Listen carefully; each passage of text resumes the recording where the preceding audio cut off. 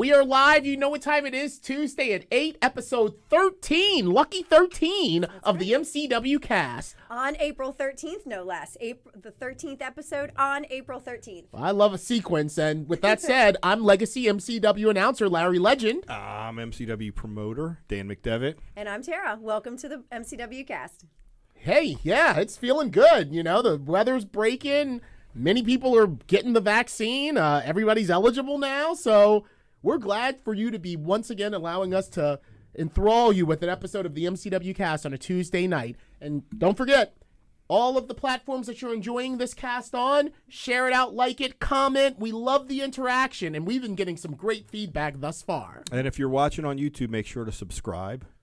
Thank you. As Please well. hit that little bell. And even if you're just consuming this on via podcasts, like on Apple Podcasts, Google Play, SoundCloud, Spotify, Stitcher, Pocket Cast, Breaker, Radio Public, or Castbox, make sure to subscribe on those platforms because it helps our algorithm. Not just listen, but make sure you subscribe. Yeah, any sort of like way that you can like, share, do that. Let the world know. And it all helps our algorithm. Indeed it does. And it seems like we had a huge, mega response for our last set of guests here on the MCW Cast. Dak Draper and Quinn McKay shattering records of viewership for the cast. Yeah. That was 2 weeks ago. That was 2 weeks ago. Mm-hmm. Yeah, that was the 2 weeks ago. Oh yeah, I'm so yeah. Last week's was Drolix. Yeah, that was which was some heavy editing time for the producers. Well, Dan, like he said, he's from West Baltimore. Right. He didn't come up like everybody else, but a huge support for that episode. Huge support for Quinn and Dak, and hey, we just want to thank everybody, including all of our coffee club members, for all the continued support here at the MCW Cast. Absolutely. It was pretty interesting with Drolix, huh? Yeah, I remember first spotting him out in the crowd, and I remember when he kept coming back, and before you know it, he had gotten his training, and he was a player. And something really interesting, I'll tell you this much. I went back to some Twitter DMs. I wanted to DM Drolix a few pictures from one of the old MCW holiday parties, and I hadn't DM'd him since 2013. Wow. So we hadn't interacted through Messenger, but Twitter had saved what we were talking about at the time. And in that DM, it was me saying to him, hey, man, Vader, now Lawler. I was talking to him about how he was getting more and more steam Big behind. matches, and he was like, yeah, thank you, man. And I think at the time I was in CZW, and I think I was saying like, yeah, I don't see you around CZW anymore. And, this, that, and the third. But it was just wild to go travel back in time to see when it all started happening for him, and when I was kind of congratulating him and telling him to, keep on keeping on. And damned if he did. Right, absolutely. Absolutely. It was a good episode, got a lot of compliments. I thought it was a good conversation. I think so, too. And the diverse type of conversation that we like, we were rocking and rolling with a few couples weeks back to back, Right. Camarado and Ref Becky, and then Quinn and Dak, and we had Drolix there, back to solo dolo. But I think the more the merrier is what I'm feeling. You know what I mean? We could fill this studio up. Yes, we can. Yeah, absolutely. I think we might tonight, too. I think we might fill it up. Yes, indeed. We might just fill it up because we got not one, not two, but 3 special in-studio guests. Tara, you want to let Before we do the intros, I wanted to talk about something because on all the podcast platforms, they've really been growing when we're looking at the numbers. Spotify, more and more subscribers. I mean, we got people listening to the podcast in Germany, Australia, United Kingdom, Canada. So it's really neat to get those numbers and look at how many different people are listening on all the different podcast platforms. So if you are one of those people, we appreciate you checking out the MCW Cast and signing up. But if you're just listening audio wise, you make sure you go to our YouTube page. Just search MCW Pro Wrestling on YouTube because we are, even though we've been down for a year, we're continuing to push out content. Wrestling wise, one of the things we push out every Friday is our Flashback Friday on YouTube. So you'll see tons of matches. We've been around for 20 years, so thousands of matches, and we're still pushing that content. So if you are listening on any of those other platforms, still go to our YouTube page, subscribe to it.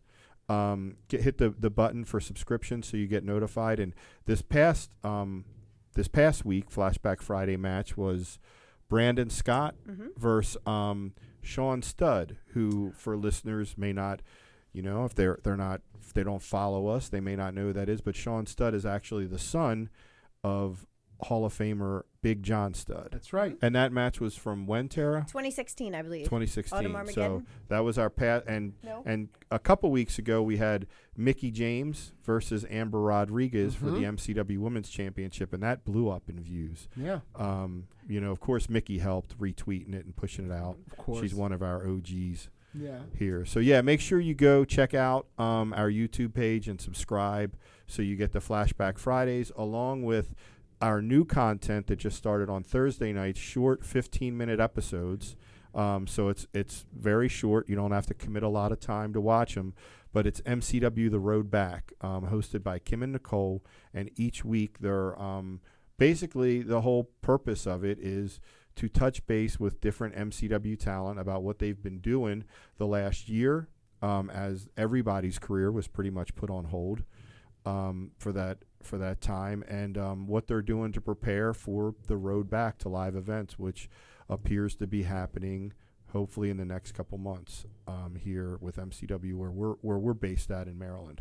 That's right, Dan. And Great. I got to say, as a member of the wrestling community at large, hats off to MCW Pro for producing so much content. We've got a lot of hungry, I dare say starved wrestling fans out there because they just can't do what it is that they love.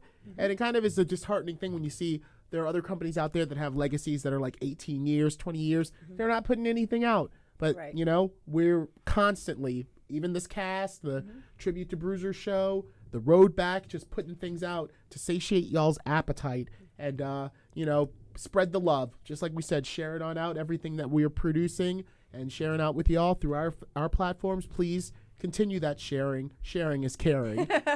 That's right. And all of our upcoming events, of course, will be spread on social media. So if you want to stay, up to date on what we have in the works, I mean, we are on the road back to live events. So, make sure that you're following us on Facebook because, we push everything out on there as well and all the other forms of social media.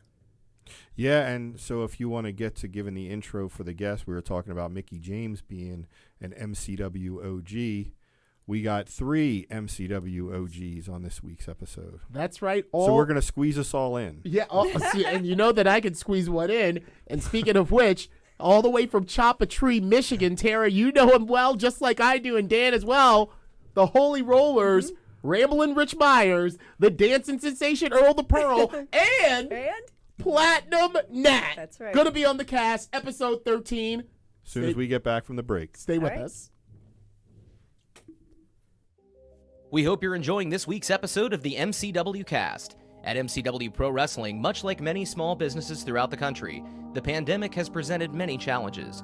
For a company like ours that hosts events with live audiences, the impact has been even more severe, and all of our forms of revenue have been cut off. In order to continue to engage with our fans on a regular basis, we made the decision to begin to produce the MCW Cast and are providing it for absolutely no cost on Facebook Live, Twitch, YouTube, and SoundCloud. If you'd like to support us during these challenging times, you can do so in several ways. The most popular way is to buy us a coffee to help fuel the cast. Just go to buymeacoffee.com/MCWcast, and for just $3, you can buy the cast a coffee, or you can choose to become a member of the cast for just $5 a month and receive several special perks. That's buymeacoffee.com/MCWcast. You can also contribute directly on Cash App, MCW Wrestling, or on Venmo, MCW-Wrestling. You can also show your support for the MCW Cast while sporting some great gear by going to teespring.com/stores/MCWcast to pick up a full line of official MCW Cast merchandise, from coffee mugs and face coverings to t-shirts and sweatshirts. Also, don't forget to comment in the threads on Facebook, YouTube, and Twitch to get your questions answered on a future episode. And you can also send us a tweet using the hashtag AskMCWCast. Thank you for your support, and now, back to the show.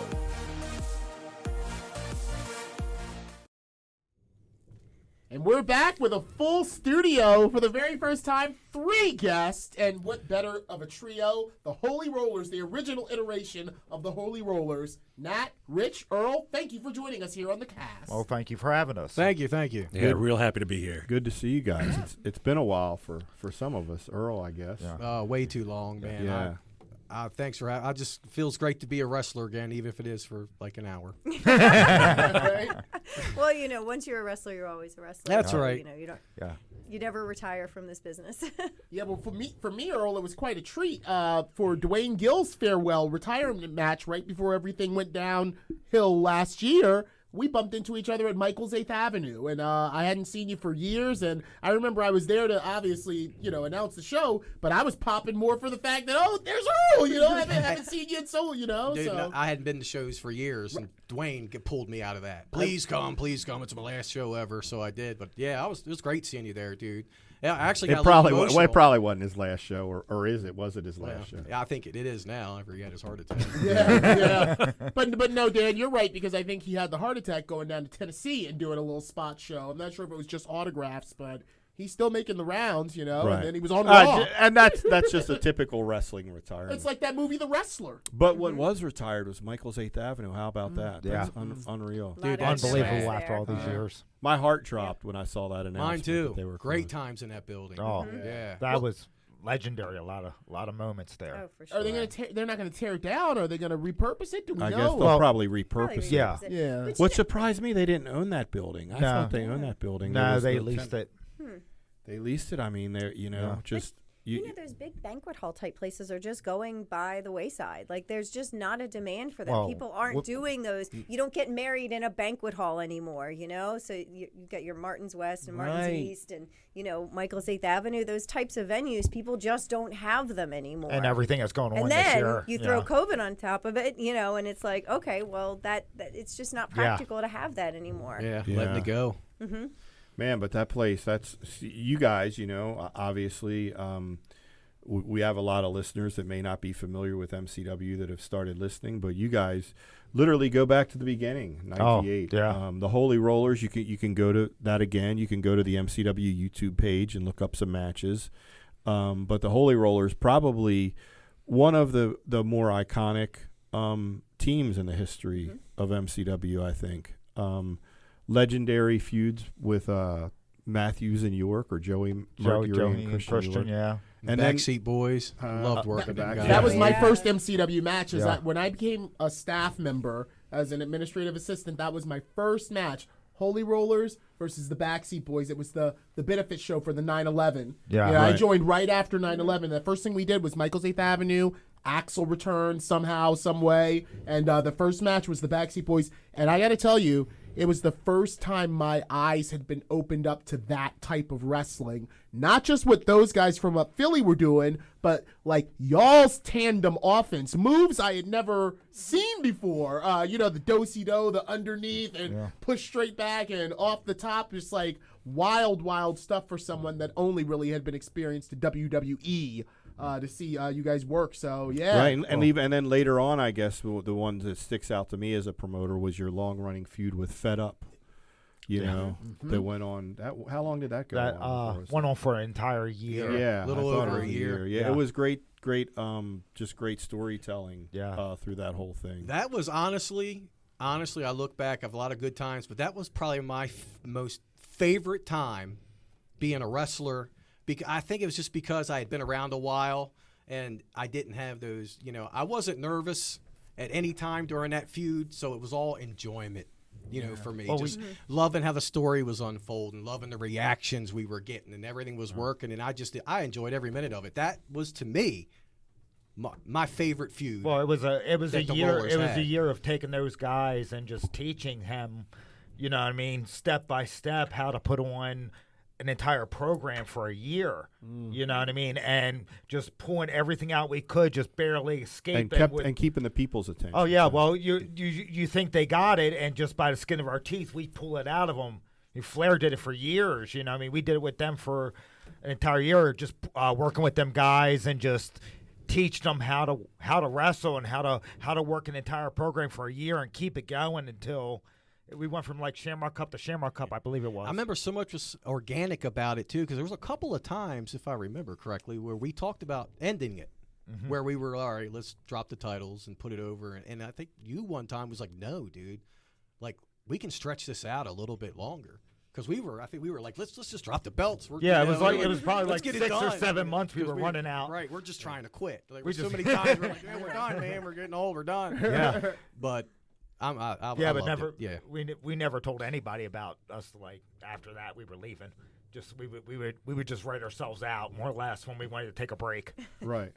So for the I know your guys' stories, but let's go back to the beginning on each of you to let the people know, like Rich, when you got started in wrestling. How Start you with were- the old man. Yeah, well, of course, I got started in wrestling in 1991, right out of high school. Like, I graduated high school in June of 1991, and July 15th of 1991 was my very first match in WCW, tagging with Black Bart against the WCW Patriots, Curtis Thompson and Todd Champion. That's how far back I go. Yeah. Now, where had you trained? I was a Monster Factory guy. I kind of got into business kind of like the old school way and all. Like I had enough to like I met. Let me go back just a little bit further, okay? So when I was 15 years old, I answered an ad in the Dundalk Eagle about some backyard wrestling. And it happened to be Dennis Whipwreck See, and this Bob is- Starr. yeah. Okay. So let me They let me- ran ads in the Baltimore. I didn't Oh, realize yeah. they did Wow. that. in That's the, how in the, they in the, got you. in the Okay. Dundalk Eagle when I was 15 years old. That's when I Damn, met Dennis Bob was big Starr time. and Dennis Whipwreck, which is Dan's Partner partner in in MCW, MCW. right, yeah. Okay, so this is how far back I go All till right. I'm 15 years old. And then, we did this backyard wrestling, but we didn't do like the backyard wrestling hardcore garbage. Well, actually, Bob Starr was a trained wrestler. Like, he was trained by Jim Leon, Daddy. which was also trained Axel Rodden and Joey Maggs. A guy named Jim Leon, Bad Boy, Ricky Lawless, which trained those three guys, which was Axel, Bob Starr, and Joey Maggs. So Bob kind of was like my kind of first trainer. Like, Okay. kind of like taught us like little bits of what he was learning. Yeah, yeah. Okay. It's so- Bob's fault. So yeah, fast. Well, I was always a wrestling fan, but years later, like when we got like 17, 18 years old, you know what I mean? We're like, hey, we gotta stop with this backyard stuff and become real wrestlers. You know what I mean? If this is what we want to do, we want to become real wrestlers. And you know what I mean? You couldn't always just go to WWF, so that's when they had like independence start and everything. And I remember sitting around the table. It was like me, Dennis, Bob Starr, a guy named Joey Puller, Brian Hurst, all sitting around thinking about a name for a federation and all. And I'm not tooting my own horn, but it was either me or Dennis or one of us. We were thinking about like Mid-Atlantic, and I'm like, what about like Mid-Eastern? And that's how Mid-Eastern Wrestling Federation started, with us sitting around Dennis's mom's table talking about becoming real wrestlers. Yeah, it sounds like some real Alright. mafia type Yeah, stuff. Right. yeah. Yeah, But man. I hung out. You got to remember, this is what I did from the time I was 15 years old. So You know, is I this mean, what you always wanted to do? Oh yeah, Like your whole absolutely, dream? absolutely. Okay. Wrestling was like my passion, my love. It's like I had such a passion for wrestling. So fast forward later, like 18 years old, MEWF starts. We do MEWF and all, but I did the WCW thing started because doing the I started jobs, training yeah, and all. yeah. I started training and all, and I met two guys, Rip Sawyer and Dave Casanova, which kind of took a liking to me and gave me a platform, you know what I mean? Taught me the basics and all, taught me how to bump, like really took a liking to me. And that was kind of like the old school way of getting in, you know what I mean? The old school guys would, if they liked you, they'd show you. If they didn't, they'd beat the hell out of you and just get you out the door, you know what I mean? And like those two guys were kind of gave me the foundation. And and Dwayne was running like kind of like the Gimmicks school, you know. He was actually out in like a barn, you know what I mean. So it really wasn't like a school. It was a ring and a barn. Well, at you least know there what I was mean? a ring. Yeah, it was a ring and a barn. Right. You know what I mean? And those guys took a liking to me. I got started with them.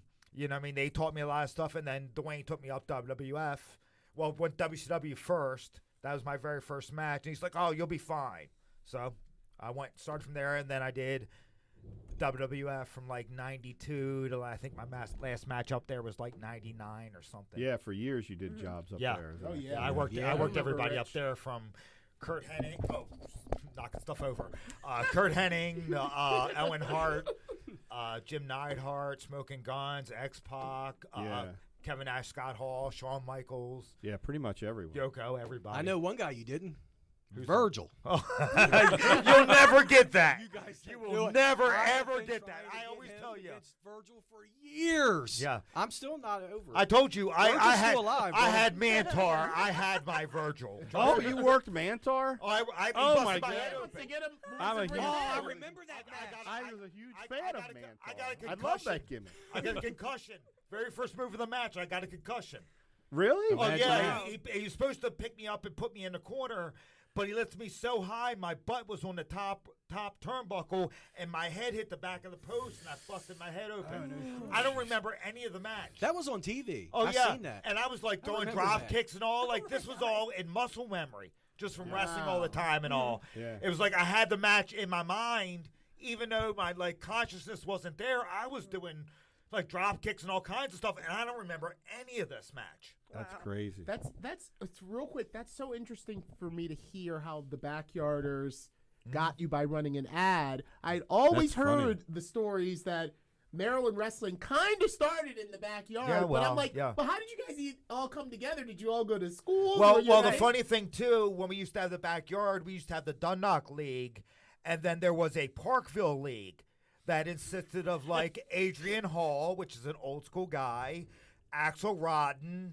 AJ Fritzoid, which are talking about old MEWF yeah, guys. yeah. These are the other these are the Parkville guys. And they used to come to like Dundalk and do jobs for us, and we'd go to Parkville and do jobs for them. Yeah, you guys did good business. Oh yeah, we always did business. You did business. Even in the backyard, we did good business. I'm just laughing at Axel rolling across from Parkville to Dundalk. Yeah. Here we go, Daddy. Yeah, that's honestly that's where I met Axel and like AJ Fritzoid and Adrian Hall and those guys. But like you know that. what? That's backyard. But you're talking about guys that they were real wrestlers. Yes. You know, Yeah. so what? like because you we just were hanging out with little Joey. we were right on the verge at that age where we knew we had to step out of that backyard and move forward to professional wrestling and not just be these like actually put out a product. It's like You boys know? to men, Yeah. you know? So Earl, give us Okay, your sorry. stuff. Yeah, No, you're no, good. no, We're no, on no, for no, 20 minutes. No, We'll we're give you good. time later. I I got promise. you. We're good. We're giving the background to the people listening. Let's see. I was, huge wrestling fan all my life. Me and Johnny Desire, remember him? John Tomchuk was my best friend. His mom worked, she was a security guard, and somebody had said, hey, there's a wrestling school around here, which turned out to be the Monster Factory. Yeah. But we were like, I'm 15 years old. I'm like, what? Wrestling school? So, like, we literally walked. I remember you After guys. school, Yeah. walked to, we were looking for it over at Dorsey Road, whatever it was, and we couldn't find it. We were there for hours looking at different places. We're like, we don't think it's here.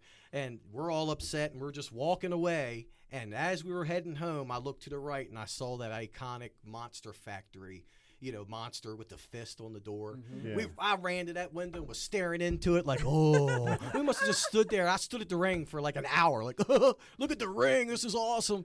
But we ended up getting a number, and at the time, I found it a little young. This was, let's see. Yeah, but you guys were young. Yeah. I was, Well, I was one of the trainers when I there. found the school, honestly, it was April of '94.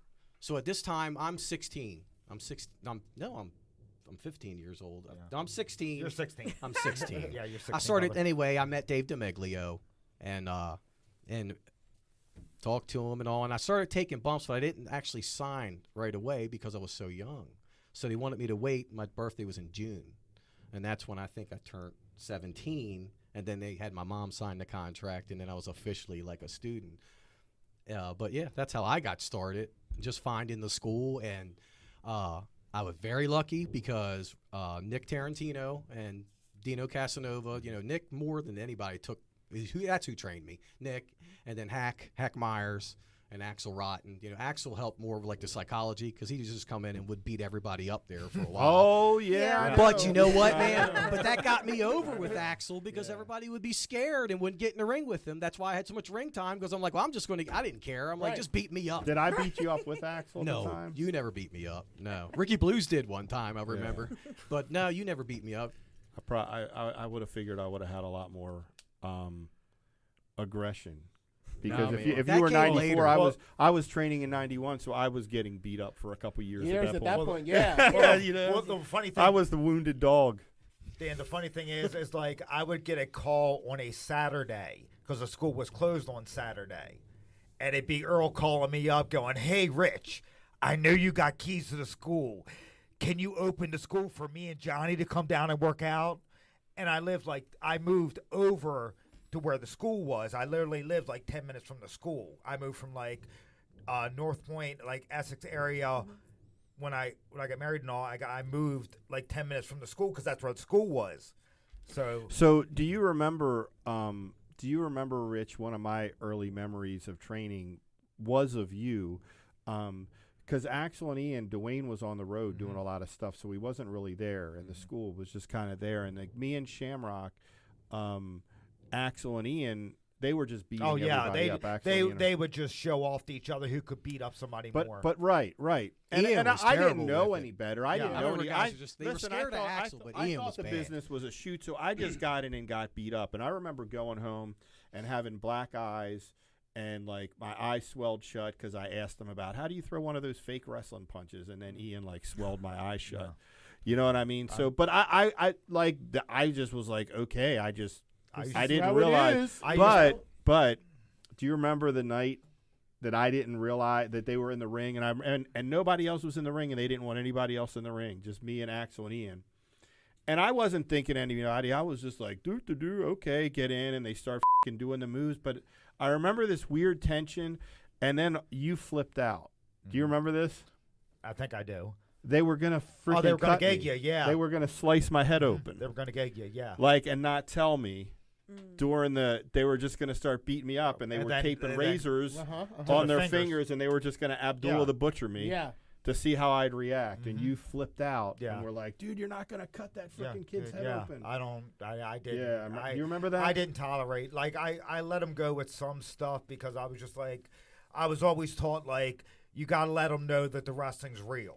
You know what I mean? You don't let outsiders know. Like, this is how I was taught in the old school way. You don't let outsiders know about the business being a work. Yeah, you really had to earn it. And the way that you earned it back then, you weren't doing Mexican rolls and all that. I mean, sure, they would run you, but no, they'd get you in the ring and would beat you for real. Yeah, they'd beat you just to see if you'd come back. If you'd come back, Mm-hmm. There was never ever a choice for me. And I just didn't. I remember Shamrock. Well, I was like, "Who's this guy?" I remember Shamrock having like Nike shoe prints on his back from Ian. Yeah, would just kick I had a shoe print on my face from Ian where he stomped my face.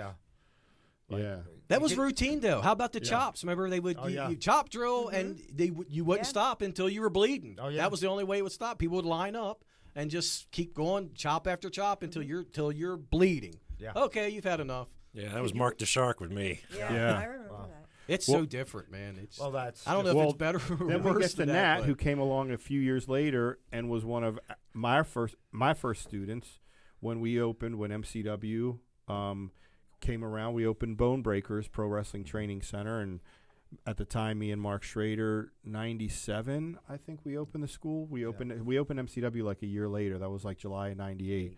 Yep. So you were one of the first students that came in. When did you sign up? It was September '97. September '97. So I guess we opened probably in the spring. You were in the first like 6 months. I remember.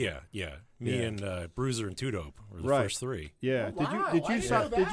Were you in that first class? Yeah. I knew Bruiser and Two Dope, but I didn't know Nat. You came along. Yeah, I was there too. I didn't realize that. Wow. I did not realize that. Now I thought you were like a couple months later, but no. I started a little bit after they did, but we all finished up at the same time. Yeah, because at the time when we ran Training Center, we just kind of let anybody sign up whenever, not like it is now where we have set, which is a much more efficient way of running. So training, much better. Yeah. Where we have Organized. like Maybe three groups of training people with sessions similar skills, each yes. year, or that start. So we show just up. anybody showed up and started. So Mm-hmm. so Yeah. you were a bone breaker student. Right. And, when I signed up, by that point, it was a little bit different. It was a few years later, and the business had been exposed to a certain extent. We were out there on the internet.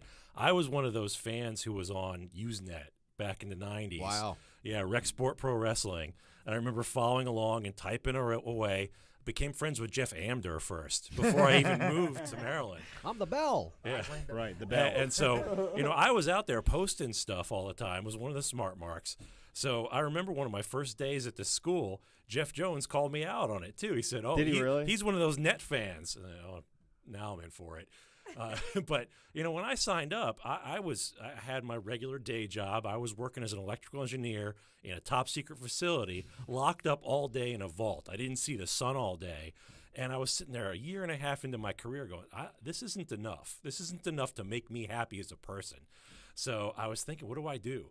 I'd been to a few MEWF shows. I'd heard the ads for Bone Breakers. I said, I'm going to try it. Because what else do I like to do besides design circuits? Well, I like to be a jerk. How can I be a jerk and get paid for it? Right. I want to be like Cornette. That was the thing. I wanted to sign up and train and be like Jim Cornette.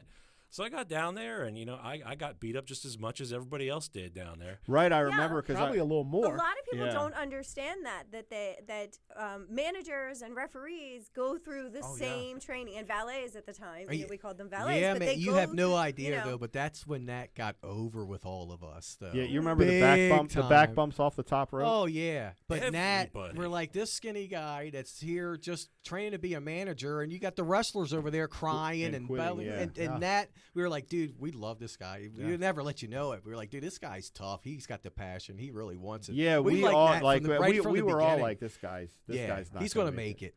Well, I thought we were all like at first when he first came in, like he's not. Oh, yeah. So you're actually, and I would tell this years later, probably to this day, if if I was talking to or any of the students signing up, you were the guy that actually changed my perception of judging a book by its cover when it came to training. Because I came from that getting the crap kicked out of you days where you just physically just got beat up. So I had that chip on my shoulder of I got my ass kicked to get in the business. And I guess made you judgmental in a sense. But you were actually the guy that I was like, after you just kept coming back, and you were only training to be a manager, but you were doing back bumps off the top rope and stuff that wrestlers wouldn't do. And I was like, man, I can't judge a book by its cover no more, because I never thought he would make it, and I never. But you did. So you were actually the guy that made me go, well, I'm not going to just judge anybody. And there was a lot of people that followed after the years that I would have, when they first come in, I'm like, and they're not going to make it, and then they made it, and I'm like, all right. That's also after you've been around for so long, it's almost fun to see who what Because people most turn guys, into. there's or some stuff. guys you can see. You'll see them guys when they like, dude, he come- will never make it. Yeah. But But then you have them guys you see. There's money. As soon as they walk Yep. through the door, Yep. there's money. But there's also those guys that I've talked about, and I've talked about it on this podcast. Talked about it a lot with RJ. RJ experienced it when he was training. Is those guys and girls that are money, but then they break your heart because they do quit. Yeah. And you're like, oh my God, this frickin' guy or this girl could be a frickin' millionaire. Oh, yeah. Like you could be on Raw. Like you got it. You got the look, this and that. And then they're like, oh, this is too hard. And I'm like, there what was are you doing? they just What don't are you have the doing? passion They don't for have it. the passion. And as a wrestler or worker, it irritates you. Do you remember? Because there's certain things you wish you had from certain people. You're like, Right. man, I wish. I'm sorry to cut you off. Do you remember Aubrey Murr? Yes, big Aubrey, 7-foot guy. Yep. Broke your shoulder or Broke my something. shoulder, Yeah, I but remember Aubrey. this guy was money. Huge guy. He looked like Omos. Did I say his name right? The guy is Yeah, with I know AJ we know who Styles? you're talking That's about. what he yeah. looked like. He really was that big. You Yeah. remember him, don't you, Danny? You don't remember him? Yeah. 7 foot tall. He just had man. no passion. Yeah. Didn't like the bumps. Right. I never got that. It's, just for me going out there, and I remember being scared out of my mind the first time. It was 3 weeks into my training. Go up on the top, take a back bump off the top. what? But that's Yeah, part of it. yeah. You had to Shouldn't break ask that you. fear. Yeah. You know, you can't have fear in the wrestling business. Oh, no, you really absolutely. can't. You'll hurt Fear- someone. That's you'll what hurt comes in yourself. when you get older. You're all God. Well, I hope I because don't really blow my that knee is out my kinda- hip. Or right. you can't go in there with fear. You just got to go all No, in they're- or don't get in there at all. You think it's crazy, but then you think about it. You know, those are those times managers can get caught and slammed or Yep. body slammed off the Right. top rope. So it's a bump essentially. Absolutely. You will take as a Sure. And I saw just- Tudo went right before me, got knocked out cold.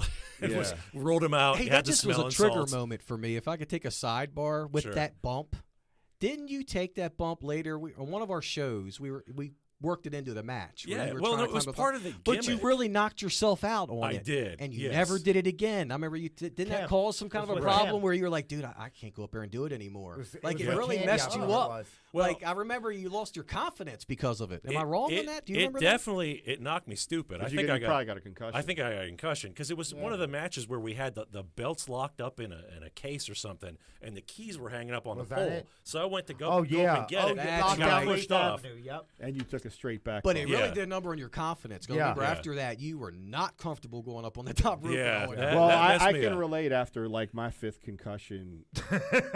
I mean, really, that's I yeah, can I know. relate to that, losing the confidence and getting scared. Because I remember, you know, again, this is before all the information. This is like 2000, 2001, early 2000s, before all the information was out about concussions. And I remember having these headaches and seeing spots for 6 months later, and my doctors are like, "Oh, it's just in your," and I'm like, "No, man, there's something more to this Oh crap." yeah. And When so, I first you know, heard about all that stuff, honestly, you were one of the guys that I thought about because Yeah. me and you were, God, we've been together so long, and Yeah. with private pain and all that. yeah. But I remember dude, you used to tell guys to bring it, man, with them chair Oh, I shots was and so all. done. Yeah. Oh, and I used to remember being a friend and watching on the outside. And I'm like, "Come on, Danny, enough, Yeah, man. when I Please take- stop." I I remember see- one time Yeah. RJ said Go no. give it to me. I remember in a match where you were like, "Hit me," and it was like 5 shots, and you were like, "Do it again," and RJ was like, "No," threw the chair down. It's like, "No, I'm not doing it anymore." Yeah. Yeah. But yeah, I- dude, I- you were one of the guys I thought of because, Yeah. man, yeah, I know you've had how many? At least 7 or 8. probably that dude. It was many, almost yeah. like every the weekend. one in the early 2000s though, and that's when the doctor had said that's when that's when I knew, and that's when I started kind of winding down. I knew there's something more to this. You know what I mean? And again, probably about 5 or 6 years before Dr. Atu, I think. Atu is how his name's pronounced. He was the doctor that the movie Concussion was made about. The doctor that discovered okay. it. Yeah.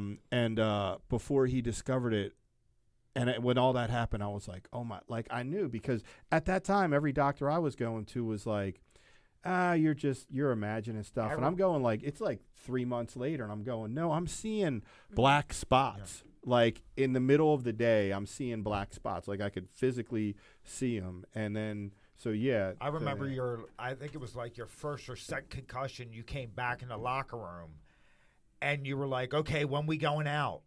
Yeah. And you were like, "Who are you? I know who you are, but I don't know who you are. When we going out to wrestle?" And it's like, damn, we just came back. Whoever has the privilege of being together with me as a partner, when I'm probably in my 70s, I'm sure they'll be pushing me around in a wheelchair. You know, That's true, huh? we talked I probably got about another 20 years left, and then I guess I gotta link up with somebody. You never know. You know what I mean? So that I can have someone to Take care push of your me needs. push me around in the wheelchair, You'll be so like I it, wipe bro. the drool off my lips. Be like you know? that movie Memento, Yeah. where you have to figure it out, everything that's written down on you. Yeah, You know what? yeah. That's the scariest part about a concussion, though, is the wake up moment. Yeah. Oh yeah. Where you don't know what's going on, and then you just wake up, and you'd be like, I don't know if we're sitting at Denny's. It's true. It's like a Yeah. Or, like it's wherever not- you're at, and you're like, what am I? And you're functional. Why am I up to here? that Oh, yeah. point. Right. That's And the you start thing. wondering, how did I get Right. to here? You Because you walked, don't remember talked, none you've of it. driven. But you remember the wake up moment. So speaking of the wake up moment, shout out to my ex-partner Mark Schrader, who after I got a concussion working the Rock, and Mark Henry and D'Lo Brown in a 6-man, and then I was at Philadelphia Hospital for a couple hours. My wake up moment, to this day, Mark will laugh if he's watching this. We'll laugh about this. My wake up moment remember that. was in the rest stop. In the rest stop, coming back from Philly on 95, eating a cheeseburger from Roy Rogers. And I was like, Were you still wearing your gimmick? yes, singlet, knee pads, and boots. And Eating a everybody's burger. staring, and like Schrader is just like cracking up, eating. Oh, you know, he's And it's loving every minute. 3 of in the it. morning. Yeah, I'm now singlet, he's ribbing knee on the pads, square. and boots, sitting at the Roy Rogers rest stop, just eating a cheeseburger, and I remember like looking around, like that wake up moment, and like Schrader's like just in tears, and people are just staring. It was pre-cell phone day. I would have been all over social media or YouTube had it been 10 years later. But that was like everybody having a cell phone. That was probably like 99. Yeah. That was my wake up moment for that. Mark just walked me in, sat me. Instead of just getting something and bring it out to the car, he walked me in. That's not how you do I it. remember part of the story. I remember you said you asked Mark, do you think anybody will worry about me wearing my wrestling gear? And he's like, no, you're Of course fine. not. You look great. Good old Schrader. Yeah. Black singlet and white Yeah. boots eating a hamburger. Thank you, brother. So, all right. Well, I guess we got to take our first break. Yeah, I mean, we could just go and keep going, I know, but we and do we have to will. pay the bill. We're just getting started. All right. All right, and we're back here with the Holy Rollers, Platinum Nat, Earl the Pearl, and Ramblin Rich. Thanks for joining us tonight. And we were talking about how you got your start, not just in MCW, but in professional wrestling. Okay. Well, I guess since I'm the oldest, I'll start again. Go ahead, honey. Well, I, of course, went to the Monster Factory, was doing WWF, and then Axel kind of put me and a guy named Jimmy Giannetti together because we kind of did look like the Rockers or the Rock and Roll Express or something like that. So he figured babyface guys, long hair, rocker gimmick. And So he really was the Giannetti of the team. Yeah, he Literally. was the Giannetti of the team. Sorry about that. But yeah, it put us together, and we tagged probably a good 10 years, 12 years together. Like, he's still like one of my best friends today. He was my best man at my wedding. So yeah, like that's pretty much a tag with him for about 10 years until like I kind of like split from MEWF to MCW. So that's like, interesting because I remember at one point Jimmy Giannetti came back into your life. For the North Point flea market shows, and I remember I was saying, Oh, he became a Holy Roller. Yeah, we just completed the we circle. were first the headliners with Oh, Bob that's right. Starr. With Bob Starr, we were called the headliners because Earl kind of like left the business for a little bit, and I still wanted to work a little bit, and I was like, hey, Dan, can I bring Giannetti in to work a couple shows and all? We'll work with Bob Starr and all like this, and we'll do this stuff. So it was kind of fun working with Bob. You know what I mean? Yeah, and Giannetti again for a little bit, and then when Earl came back and everything is when we kind of put like the Holy Rollers or the Holy Trinity together, whatever you want to call it. And then Earl, when you were just a dancing sensation, Earl the Pearl. Yeah. Well, But you also had a good partner there for a while when I had you a first real got started.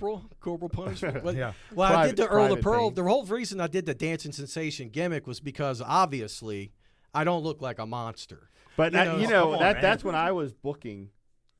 Oh yeah, yeah. That's when I was booking, and I remember I would just be like, dude, just keep frickin' dancing. Like I just thought you looked so. Well, I ridiculous. remember you fighting for me because I remember Yeah. Dennis at first didn't want to use me because you were because so I young. was I looked like I was 12 years old. Yeah, yeah. I really did. I had no body or anything.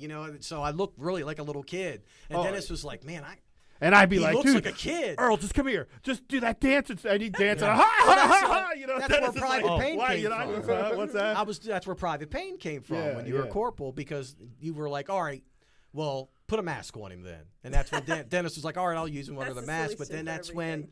I was doing the dancing at the school and all, just being stupid, trying to come up with Really something. entertaining me. Yeah, pretty much. Uh, And then, once I did it one time, that it was it. Yeah. I got a good reaction from it. It started it was supposed to be a heel thing to where people's like, dude, I hate this guy. I want to smash this little dancing idiot. But instead, they got over. Like people loved. They were dying laughing. They thought it was the greatest good. thing. I knew it was good. I knew it was good stuff. That's why I was like, Dennis, just trust me on this. I remember Just do the it. angle that we did at MEWF. I'll never forget it because it just caught me. It was the first time I was like, wow, where they did like a lethal lottery thing. I like the month before I came out, and I was Earl the Pearl dancing around. We tried to get heat with it and all. And we were like, okay, so what we're going to keep doing? Just keep going out and dancing until somebody smashes you, you know? Yeah. And then we did like, let's do a lethal lottery thing where, you know, we'll have the heel, which was Bob Starr, you know, pull a name out, whoever your partner's going to be. And of course, let's let it be Earl and let him just dance and be irritating. But when they said, oh, here's your name, whatever. And Al Alberts was like, he started like laughing. He sold it. And Bob's like, what? And he's like, here's your partner. Come on out. And hit the music. And dude, people were like, ah, just started flipping out. I'm like, I'm supposed to get heat. You know, like, this isn't going to work. But I just went out there and said, let me just act as dumb as I can act and try to, I want it to be entertaining, be, you know, because I wasn't going to, it wouldn't have been believable for me to be in there beating up anybody. You know, that's just, I was just being honest. You did look like you were No, it would have been like, just like all these, half of these jabronis do. Everybody wants to be tough, but if you don't look tough, even if you are tough, it doesn't matter. If you don't look tough, it's not going to work, you know? That's, so that's how all that came about. Do you remember one of my favorite stories, too? And believe it or not, the guy watches MCW Cast every week. He's grown up, but at the time, he was a young boy, Charles. Oh, my God. Charlie? Charlie. He watches the podcast every week. He's always commenting. Yeah, Charlie, he must have been, what, 6? Yeah, at least. 7? He was a toddler. Wow. And at the time, it was the Bingo Bills. Bingo Bills, which is now a secondhand store because I live in Middle River. They were supposed to, like, mow that thing down 25 years ago, and they never did. So, Bingo Bills, and it was one bathroom for the fans and the wrestlers. Right. That was always cheap. So, you were over as a baby face as Earl the Pearl, and I was a baby face as the Comet. But under the mask, I was Corporal Punishment. You were my sidekick, Private Pain. And, like, the curtain, there was a curtain, was just a tarp separating the locker room from to go out to the bathroom, and it was like open a little bit. I know what you're gonna say. And little Charles, you remember this? Yeah, I do. So funny. We were like, get that little kid. Dude, he came by and saw you with a camouflage without the mask on, and he went running out the door, which was also the entrance door. Right? And it was in between a match, so it was quiet, and he was like, Private Pain is Earl the Pearl! Private Pain is Earl the Pearl! Telling everybody. He was screaming, and it was quiet. We literally tried to grab him, to tackle him. Come here, and I'm in the Corporal Punishment mask, you know what I mean? I'm like, get him. Well, we scared this kid so bad. That he ran, and he was like hiding under a table. And Charles, we're not making fun of you. I know you're a grown man. You were a young kid then. But he was hiding under, because we were like, oh my God, because his voice was so loud, and it was so screeching, literally the perfect timing where it was no music in a match, and he's going, Private Pain is Earl the Pearl! Private Pain is Earl the Pearl! Like the British are coming! You know, it's exactly what it was like. So I come around as Corporal Punishment. I'm like, hey, shut up, you little punk. You know what I mean? And he's like, get him! Like, what are we going to kill this little kid? Thank God we didn't catch him. You know, we would have shot on him. And he went across. His parents had tables in the flea market. It was on the other side. He was hiding under. Do you remember Lou Levy? Rest in peace, Lou Levy. He was so hot. He was so hot. He's like, come here, you sons of bitches. You know made this little boy cry. You Now made tell him him it's cry. all fake. He said, no, tell him it's all fake. Tell him it's all And fake. we're like, no, Lou. The Maryland Athletic Commissioner, for the people that he was an older gentleman. Lou And we're Levy's ready to crazy. die on that hill. Like, now we're going to defend the wrestling business. It's all fake. Yeah, we're just not. He was, and Lou's like, Lou Levy's like, you come over here, and he wanted us to take our masks off. Yes. You take your masks off, and you apologize to Charlie. And he's like, at first trying to walk us through the fans. And we're like the big heels on the show. And I'm like, no, Lou, we're not walking through the It doesn't matter. Lou, 700 people there. It was like we were drawing good crowds, like 700 people. And I'm like, no, Lou, like, we're not. He's like, they come around. He's like, we're not going to walk across with the Maryland Athletic Commissioner like we're on dog leashes. Like, the big heels. Right. The big heels. And then, Lou Levy was like, this Lou is Levy, we finally went over and we apologized to him. And he said, now tell him we wouldn't say say though. Yeah, no, that's what I'm He'd say saying. now. Tell him it's fake. No, we're not going to say it. No. Yeah. we're not Well, gonna good for say you it. for We're not gonna saying say that. those You words. know, you talk about getting started. Lou Levy scared me to death because I was lying about getting my wrestling license at my first match. Oh, Lou, remember? yeah. I was wearing your boots. Oh, yeah. And I'm Everybody wore the sitting boots. there, and I'm like 17 years old. I'm scared to death anyway. I'm sitting Yeah. there. Yeah. I'm all freaked out by everything, and he's screaming at me. He's like, "What's your name?" I'm like, how he "It's Earl." He's like, talks. "Speak true, up, yeah. Sonny, speak up." And I'm like, and he's just like, "When were you born?" And I'm like, and I'm sitting there. I'm like, okay. I know I really was born in 77, but I'm not supposed to say that because I'm supposed to be older. I'm supposed to be 18, and now I'm like freaking myself out. And I think even Rich was like, Lou, he was whatever, like help me Yeah, out. But yeah. dude, he just freaked me out because it just was Lou. Yeah, he Lou- was that old Lou was honorary one of a guy. kind, yeah. But at the time, I'm young, baby-faced kid. Yeah. Dude, I'm Yeah. no And life everybody, experience at everybody's all. scared to death of And he Lou. scared me to death, and then I got to love him. Right, right, who yeah. didn't My love yeah. first Lou Levy? experience, I'm like, who is this guy? And I'm thinking, he's the commission. Yeah. He's some, I don't want to lie to him. And For people that don't know, he was the Maryland Athletic. He's been talked about on like documentaries by like Mick Foley. He was the commissioner forever. Yeah. He was a boxer. He was an old school boxer. Oh, yeah, Lou Levy. And just a tough old man. He always looked like he was 90 for like the last. Oh, 30 right, years. yeah, yeah. I For feel like like the he last always 30 was was this way. 90. But he was just a tough old school boxer from like the 40s and 50s that was raspy and tough. And I had it out with him so many times over the years as a promoter, screaming Lou, matches. yeah. When I look back at like some of the hardest moments of my life, I got a call when he was in the hospital from Pat Pinella. Oh, Lou, yeah. And Pat Pinella's like, hey, I need you to take – he called me like 3 or 4 times, and I remember it being weird because it was like at 8 o'clock at night. And I knew Lou was in the hospital, and at the time he really was like 90s. Oh, and yeah. His wife had passed. And he was like – and I was like, God, Pat Pinella's calling me like it's like 8:30 at night, like 5 times in a row. So and he was like, Dan, he's like, I need you to take this call. And it was Lou. Yeah. And he was like, and I until that moment, I thought I hated him. Oh, Lou. I thought because he we was had butted heads so much. because he was so ornery. And Yeah. so I mean, he ornery, just and I was thought I ornery. hated him. And then Pat handed him the phone, and I could tell he was breathing heavy, and he said, I'm so proud of you and Dennis. He was like, I want you to know Oh, Lou. how yeah. proud of you I am, and I consider you guys like sons, and please keep wrestling going in Maryland. I just want you guys, you and Dennis were like sons to me.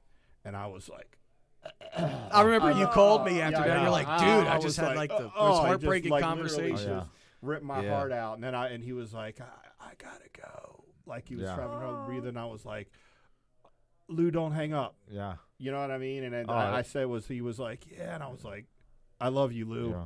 You know what I mean? Lou- He's Lou like, was there when I yeah, started, Oh, yeah, trust man. me, And so. it was just, Yeah.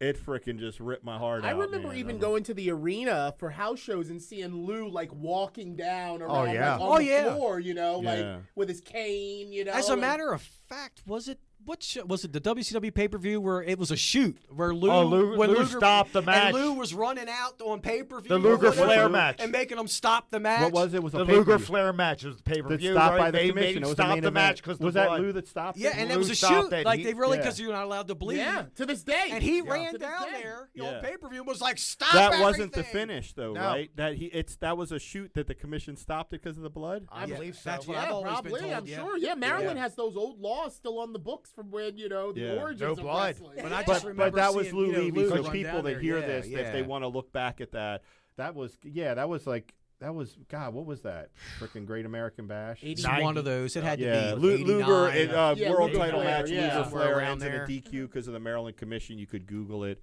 I'm sure it's on the network. Yeah. But then that's Lou. So Yeah. yeah, that was. The old man running That was out there and you see him yelling.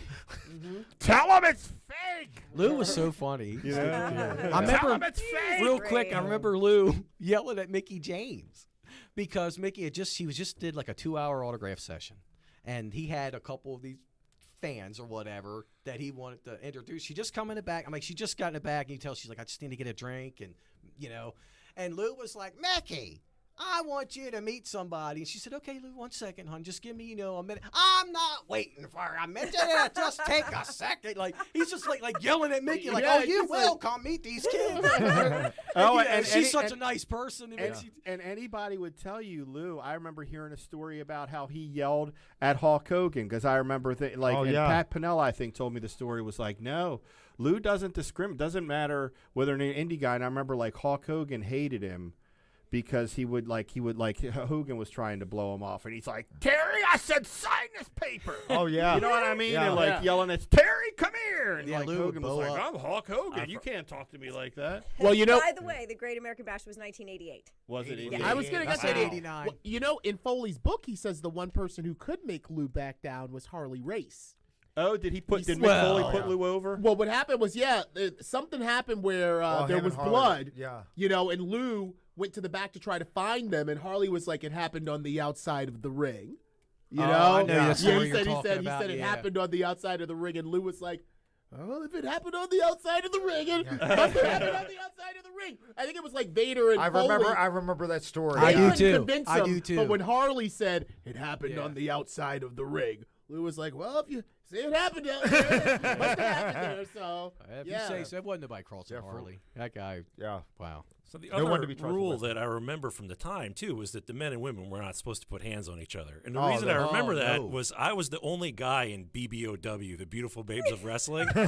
So Do you remember the show up in Aberdeen where there was the Yes. pudding battle royal? I I was the remember. one dude with 19 women and a ring full of like 50-gallon drums of chocolate pudding. I just found that VHS tape when Oh, I moved God. over the weekend. It exists. I have it. I own it. I yes. remember the commission pulling me aside and said, you do not touch anyone. The only thing you're allowed to do is if you're winning, you could push the last person over the top rope. Yeah. And so I just have to stand there and stare at all these women wrestling and pudding surrounding me. It was terrific. Yeah. Pudding wrestling.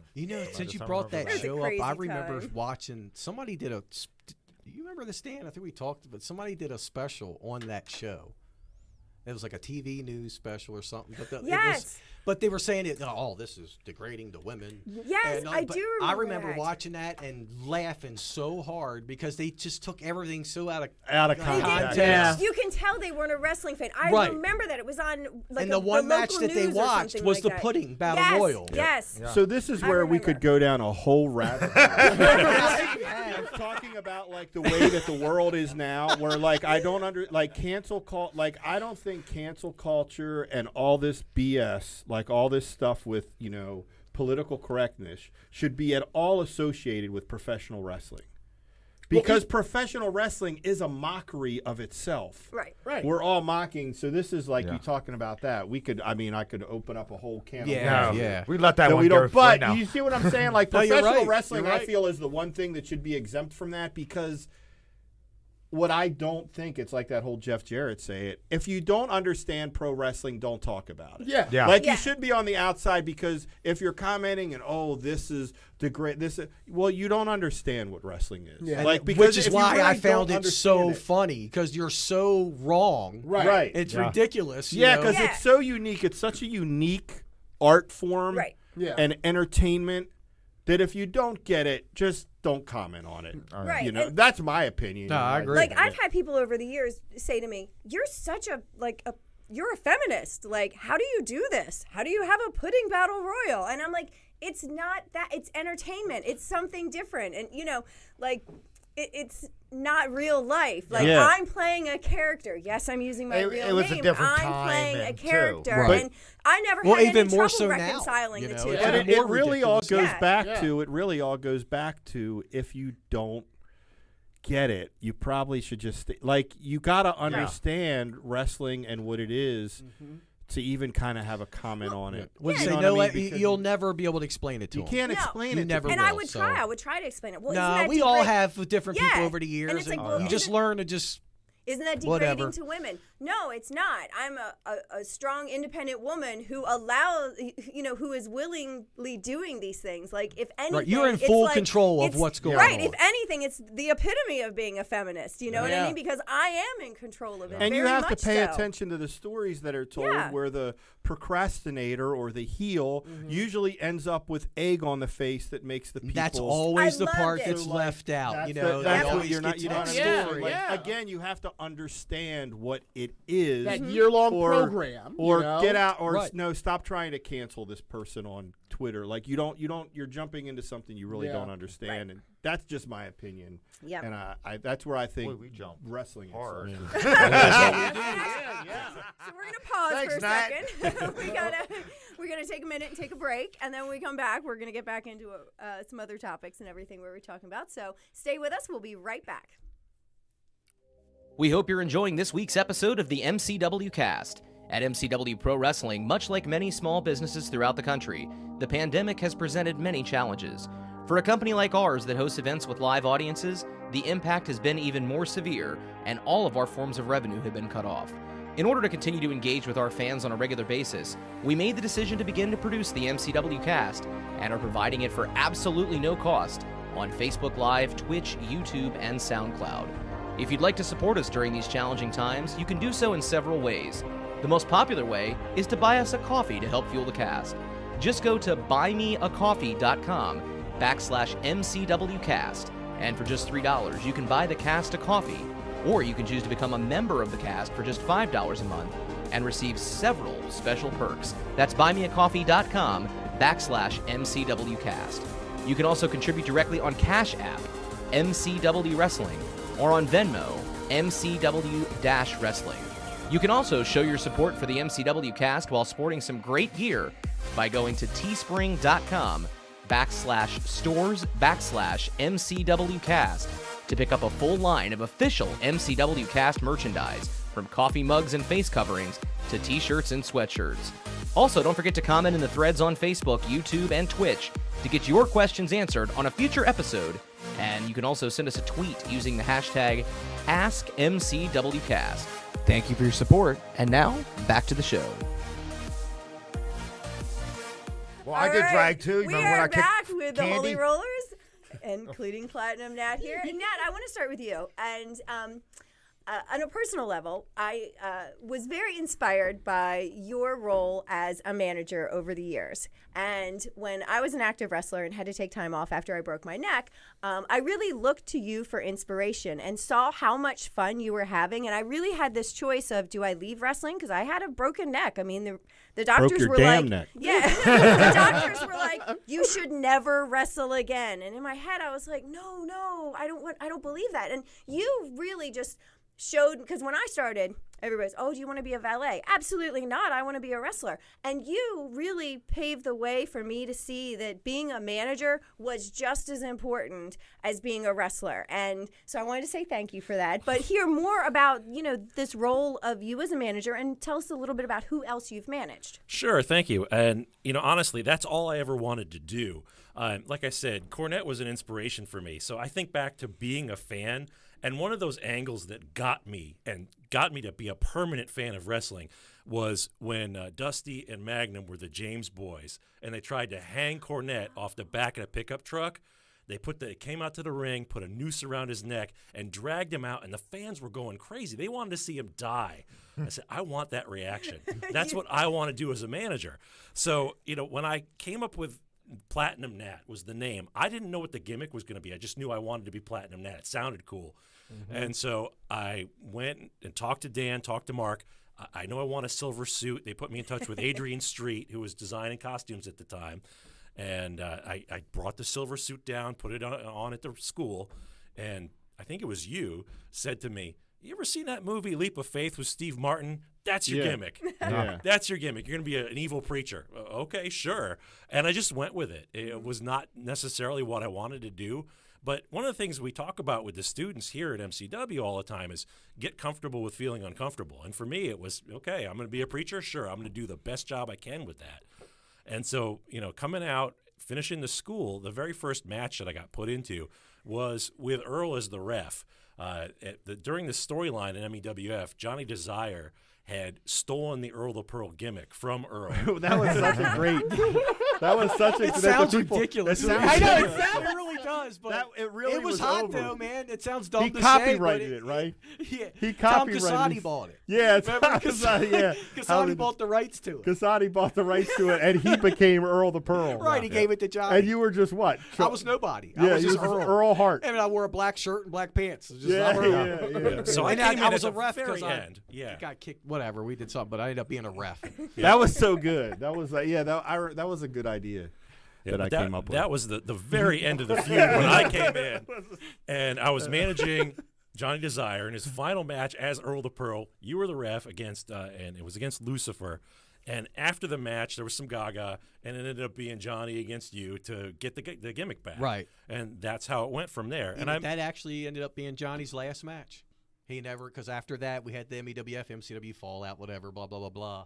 And Johnny never he was a part of it, again. but he never got, he did a couple battle royals or something since then. But after that, he's like, he didn't really want to be a wrestler anymore. He just wanted to be a fan. Right. I think I managed him maybe once or twice because the first official Bone Breaker show, it was Johnny Desire against Bruiser with me and Johnny Desire's One corner. swing of this mighty arm. RJ loved that. He laughed so hard. Yeah. But it just I bounced around a lot. And there were all these different tag teams that got formed. I really had a great time. I think the very first MCW show, it was me with the Bald and the Beautiful, Jimmy Cicero, and Julio De Niro, I think he was calling himself at the time. And that went really well for a while. We had Backseat, Quinn Nash, and Joey Matthews for a little yeah. Hard Yeah, Rock. I remember. That's Hard right, you Rock managed Kid, them. Joey That's right. Matthews. That's right. Yeah, so just bounced around. And And I how just, do we bring you guys together? Refresh our memories. You guys will probably remember more than me. going back to the Holy Rollers thing, I had been bouncing around a little bit. I think at one point there was a gimmick where I ended up as the light heavyweight champion. And I was either managing. Oh, You were That's right. managing At the me time. at the time. Yeah. Just Rich. You were Just managing me. He managed me, Quinn Nash, because I was like right before we got together. Me and Earl got together. It was the Shamrock Cup. It was the very first Shamrock Cup. It was me and at the Christian. Teamsters Hall. Me and Christian in the finals of the Shamrock Cup, and the gimmick kind of was that Earl was upset that he wasn't put in the Shamrock Cup because Shamrock was his best friend. Right. And I And just that's why- finished up with Stevie. Yeah, he just finished up his program with when Stevie we were Richards. tagged, Yeah. right. And it was Dan. I remember how we came together. You were asking. We remember because I remember you saying, "Look, we're going to turn you heel after your deal with Stevie, and you're going to be upset about the stuff with Shamrock, whatever. That's going to be your trigger." And he said, "I think you and Rich would be really good together. I think you'll complement each other." And I remember being cool because me and Rich would hang out every day anyway. I'm calling him on the school. Like we were friends. We've been friends So we were like, since he was young. that sounds like a great idea. Yeah. And then since you were the manager of Rich, that's how we all got together. But I remember we couldn't come up with a name. we were trying We forever to come up with a could name. not come up with a tag name for nothing because Nah. I was still doing the dancing thing, and Rich was like the high flyer. And like, we're not. There's nothing that's like we're the same. Right. Yeah. And once again, it's Corporal did Yeah. it without even knowing he was doing it. We had like an award show, and me and Rich got like tag team Yeah. of the year, Nat won manager of the year, and we got together to take a picture, and just to put it out there, you look at the Holy Rollers. Yeah. and we saw it and was like, That's it. there's our name. There's our Well, name. Dan, you didn't even remember that, he did you? did it. Yeah. He It just was- did it was not Dan. thinking The about 7 it. concussions, brother. And that was it. We were like, dude, that's perfect. We'll Yeah. do the 7 Holy concussions. Rollers. Always with the Bible in my hand. And that I had to learn that part the hard way. Well- When I had the Bible, because I remember there's an early show, and we were against Devon Storm for whatever reason. And I hit him with the book, and I just didn't do it very hard. And there was a line of guys in the locker room waiting for me when I got backstage. Oh, yeah, that's how hard you're going to hit? Come here. And Tommy Rich was the first one. Bam! Hey, as hard as baby. he could, right Got in any the wild head. turkey? Yeah. I Show you how to was hit that- him with a book. Was that at the first MCW show at the Patapsco Arena? I think so. Yeah. Yeah. And there was just a line of guys waiting to hit me with the Oh, book yeah. to show that's how you do it. Oh, Didn't yeah. hurt, did it? It wasn't that bad, was it? No, that was fine. Yeah, but Yeah, but Guys, you're probably that goes wondering. back to what like earlier I said with Danny getting hit with them chairs. For better or for worse, our mentality back in them days was bring it. Oh, yeah. If you're gonna hit me with anything, Absolutely. You hit better- me as hard as you can. If So you make damn it look dumb. weak, So dumb. so dumb. I'm gonna Yeah. hurt you bad. Yeah. Like, Right, don't right. embarrass I'd me say in you this hit me as ring. hard as you can, and I'll hit you as hard as I can, Yeah. and And it'd be so Well, fun. you you have- know, and we'll both have CTE. Yeah. You know? now Well, we're over here 40 or slobbering 50 on Well, ourselves. I've always been a firm believer in this business too, that you have to have a little toughness to you. You can't Well, be yeah. a baby. You can't be weak. You have to be mentally and physically tough to be in this business. Not just physically, but mentally tough. Because this business will, I've seen it rip guys apart, like destroy you mentally. It really Yeah, will. so- yeah, man. The most scared I ever was in the ring was against you. It was one of these high school shows, and I'd heard all these stories about you taking the chair shots. And for whatever reason, that high school had no metal chairs.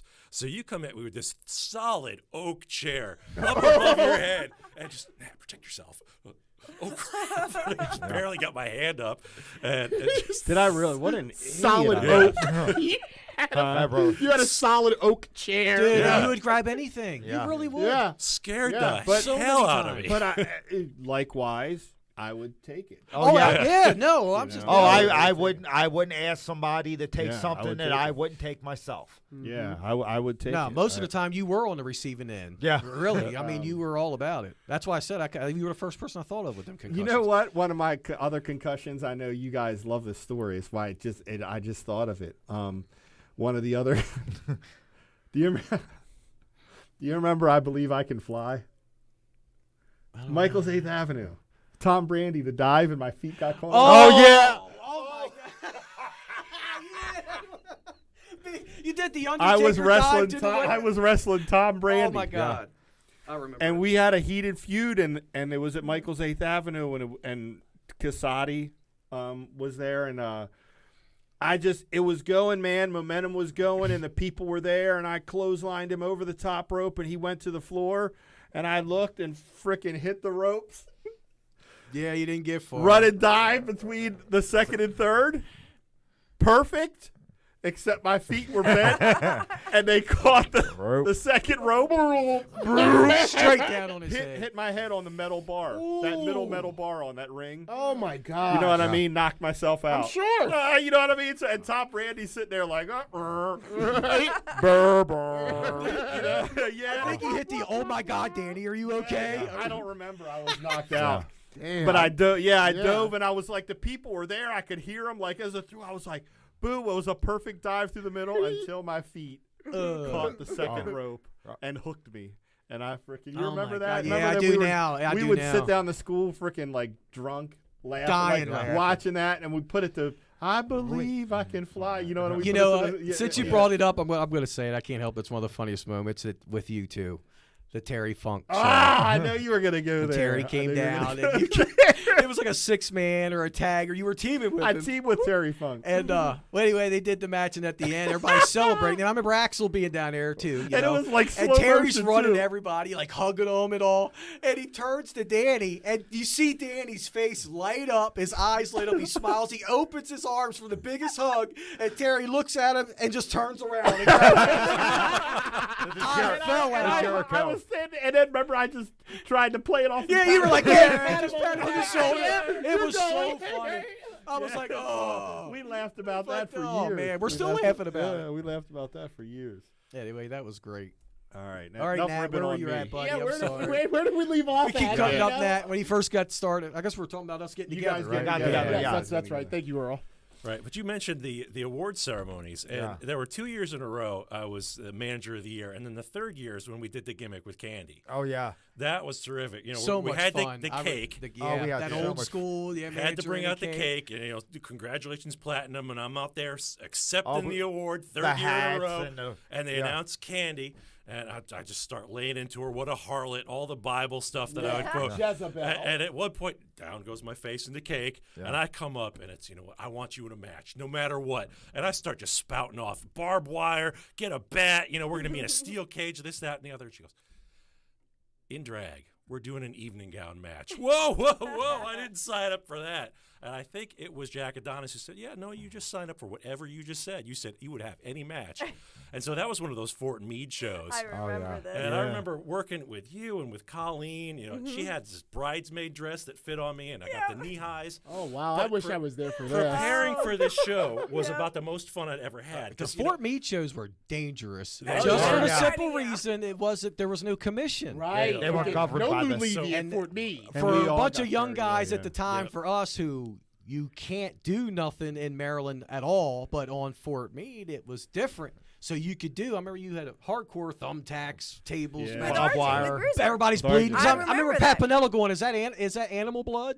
Remember when you got color? Yeah. I And you're remember like, I "Yeah." looked out I through grabbed the- a rat and I squirted remember it I out. looked out through the curtain, and you're behind RJ, and he was down on his knees, and you've got the barbed wire, and you're lifting it up, and I see like his whole head, and I was like, "Ah, I'm done. I'm not watching anything." Like Yeah. that was, Yeah, but we had a lot of freedom. Yeah. Much as they had those Oh, shows, yeah. and they were.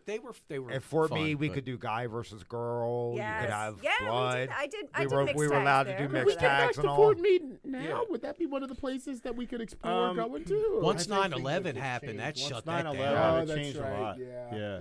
Because I It changed remember, a lot. 9/11 saved me and Rich's life, and nobody knows this but me and Rich. But remember, we were going to work York and Matthew. Oh, This yeah. is terrible to say. 9/11 Weren't we doing saved it? our Was a life. cage? It was like supposed to be a We war were going cage to do a match. cage match, a war but games, right? yeah, sort of, yeah, with all of us. But the finish that we wanted to do, me and Joey used to do Russian leg sweep off the top rope together all the time. Well, we Yeah. wanted to stack the tables up 2 or 3 high and stand on top of the cage, and both of us go Oh, together God. through Wow. the Yeah. tables. That would have been What was you and spectacular. Christian were going to come after that. We had some elaborate Oh yeah, it setup, was some kind of crazy. but we already knew, dude, we're doing this. Yeah, But like we were this is gonna this be- is going to be the end of this. This is feud. dangerous, yeah. We're gonna do something crazy. But we were going to get color, you know what I mean? Whole And nine you know what yards. I We were gonna always do it remember all about up. that show that didn't happen was how basically so ingrained in wrestling we all were and how much we lived it. oh god, Like I was so dumb to the rest of the world, and like I was in my wrestling bubble Yeah. the because bubble, me man. and Mark Schrader were calling Fort Meade. This is days after 9/11, biggest terrorist attack on the history of the country, and we're saying, well, we won't be all right to do a show by Saturday.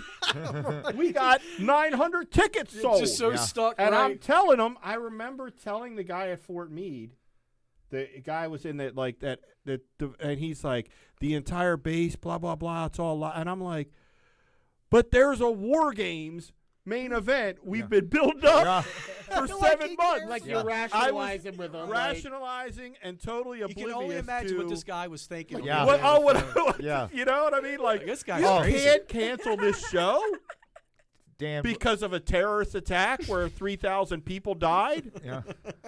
There's the people. We gotta get this War Games The in, brother. people want to see this War Games. Yeah. We've been building it for a year, and there's 800 tickets sold. I was seriously, I remember that show. yeah, I was Yes. seriously furious Meanwhile, and oblivious to the depth right. Yeah. of what was actually happening in the world. I just was like, there's no way this show isn't happening. We've been booking this thing for a year, Yeah. I and planned. we can't do it anywhere else. Yeah, I right. planned Yeah. my wedding Right. around that show. We were supposed to get married. We got married 2 weeks after 9/11, and at the time they were telling me I might not even be able to have the wedding. There might not be flowers. There might not be catering. But we specifically did it a week after because of that show, and then that didn't Yeah. happen It's either. amazing Yeah. to move your whole life around for a wrestling show. Oh yeah. Well, Well, an we independent wrestling show. Well, we lived- It isn't, like you're. It was getting a paid. but we it was lived a at War that- Games. But hey, brother, I was in the main. I'm not hearing Hey, you. how many times did we wake up at that school? We didn't leave that school till the sun came up. Everybody Like, stayed at that. like, School. Everybody everybody should have sta- paid rent. I Like- remember everybody on that couch at Yeah. Bone Breakers. Oh, wow. That Everybody nasty stayed old on We that lived- couch. Sit on that We couch. were like nasty. a Manson cult. Yeah, We were like a Manson cult Oh, that hung yeah. out at if the you don't school. believe it, listen to Lita's Hall of Fame speech when she got inducted. Yeah. She talks That's right, about yeah. sleeping on You the know, couch at the that's school. one thing I remember Yeah. back. It really, I loved it back then, all of us, because we really were like that. We were like the mafia, like back Oh, then. yeah. And it was like, it wasn't just wrestling. We hung out every day All of us together. Yeah. And it didn't matter what we were going. If it was like, hey, man, I want to check out this movie. We're like, okay, you got 25 people rolling up in the movie theater.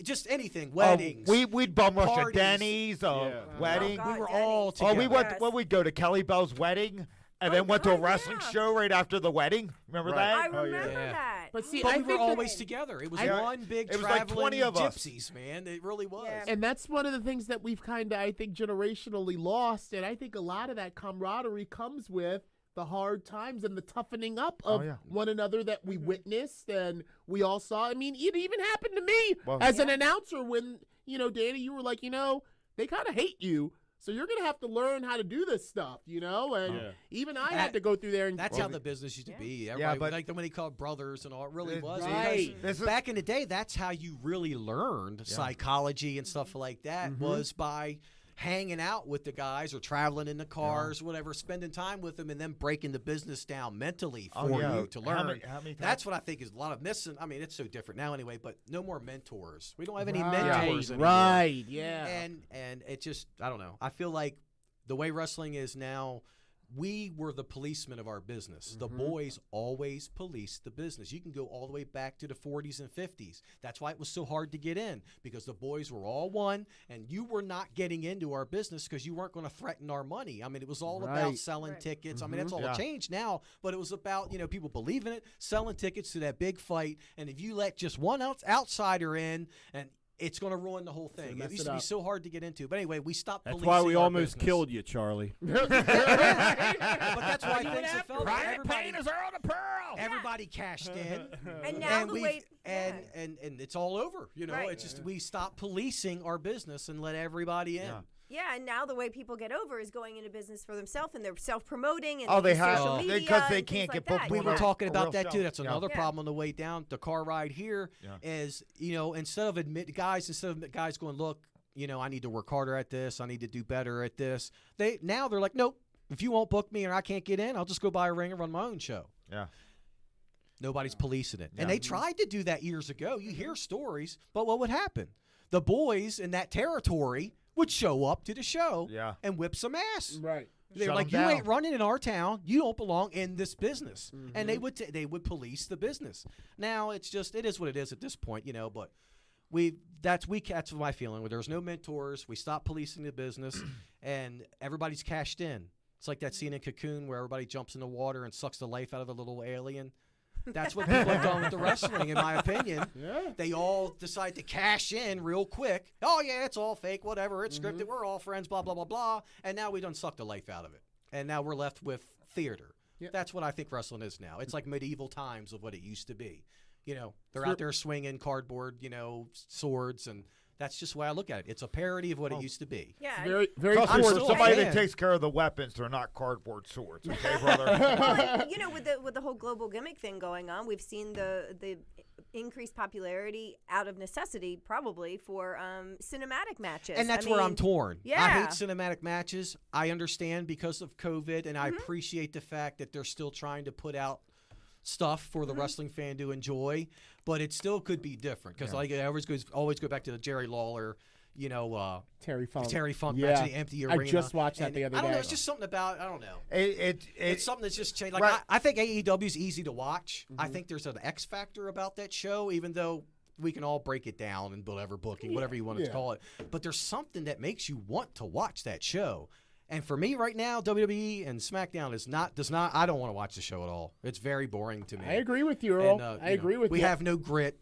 There's no grit. Everything's Right. so clean. And I was all going to that, say you're very reminiscent of. It's very Cornette-esque. A lot of the Oh, God. opinions. You're not cuckoo, because sometimes he goes all the way off, but. It's very, very Cornette-esque, the old It's school. that. I'm sure that's how Danny feels. You Yeah. talk to Oh, any yeah. old school person, and I mourned the loss of the wrestling business. I really did. It took me years to finally go, look, man, let it go. Yeah. There's always been that So- gray area. Well, It's really interesting now to see it, though, as a parent, watching it through the eyes of my kids. And they get really excited about different things than I do. So, my kids especially, they want to see NXT. That's you NXT. have to sit down and watch NXT every week. Don't care about SmackDown or Raw that much, but damn, they want to see NXT. I don't know how your kids are about it, but So when they first really, they'd been around it since birth. I would literally come with my baby strapped in a carrier, and I would set him down in the back of the flea market on a rug and be like, "Mom, you'll be back." Bring in him to the 6 to ring 8 like minutes. Jake Roberts with Daniel. Yeah, like Right? I mean, so my In the kids have bag. grown up around it. But what they used to watch when they were little, when they would choose to watch it, they watched Impact and Ring of Honor. They did not have any interest in WWE. I mean, they would watch like I remember had all the WrestleManias on VHS, no less, and they would watch those. But for their choices, they were picking Impact and Ring of Honor. They were not picking WWE programming at all. It's interesting, you know, when you talk about AEW and NXT, those shows definitely have a different look to them, which also gives a different feel. Yeah. WWE it's been the same thing. I'm a big NXT fan, and I watched like the NXT from UK, which I think is an excellent show. If you ever watched the NXT from UK, That's what I never really got They're into. more wrestling based though. Yes, the UK. well, That's what- yeah. that's- Yeah. I'm not that's surprised. why I'm sure, yeah. I love their transitions. Yeah. Like I'm Right. I like when guys have real like good transitions from one move to another. Right, a little bit legitimacy. I Yeah. mean, we all know what it is, but I just think they're Yeah. important foundation bricks to a match to start. You know, you got to start with your foundation and build up. You know, you don't have to die on that hill and just chain wrestle the whole match, but No. it's a very important part of But telling a physical story. You know, Yeah, It's all I different. guess it makes me feel like it's more of like a physical contest.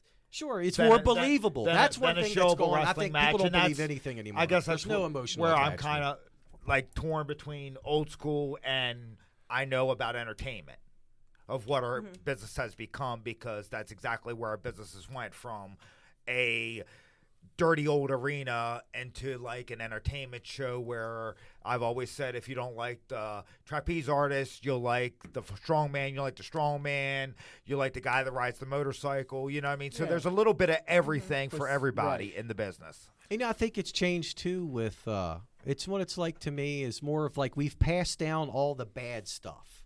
Like the good stuff that made pro wrestling what it was, you know, the emotional attachment and all of that. It's just gone, but we've kept the that's- entertainment stuff, all of it. Yeah. You know what I mean? Yeah. Where Well, it used to be like 5% entertainment, now we're like 95 entertainment and 5% realism or Well, you know what it whatever. was? They got the F They out. took away. Yeah. That's what it was. Remember, we all lived through that when they got the F out. So we're left with like the scrapple. Yeah, but You know, or the hot dogs Yeah. of the Yeah. meat business. You know what I mean? And that's what wrestling is. But I'll always love it. It's Yeah. it's in my blood. I'm a wrestler for better or for worse. But well, It's it's kind of. changed I so think it much. should be treated kind of like a magic show, where I don't want to say like, you know, it's a work, but you don't want to see how but it's you done. but you don't want to know how it's done. Right. yeah. And you know what I mean? COVID, I think, really put that in fast forward.